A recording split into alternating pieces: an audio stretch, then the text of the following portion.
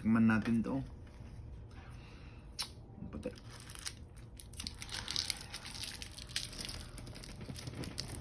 Mas ganito to, yung mga kulay nito.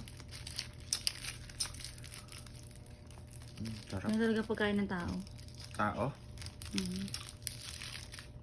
Ganyan pagkain ng mga mayayaman. Ba't may ganito? Bigas.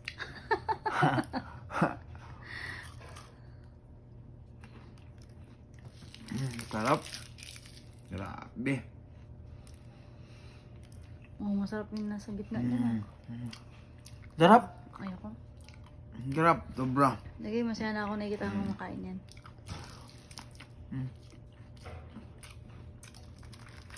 Natin yan. Tapos to, titikman natin.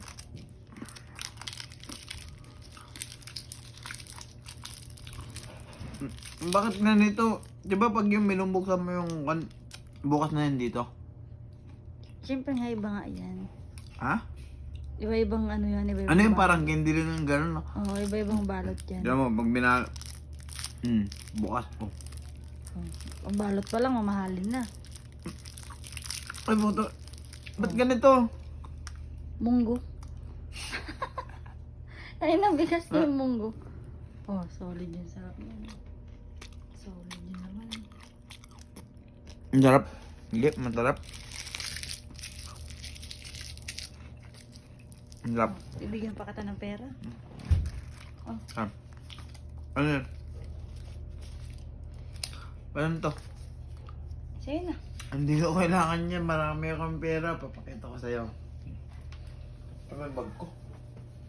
Bro, sabi yung pera mo, tinabi ko na. Ha? Pera mo yun?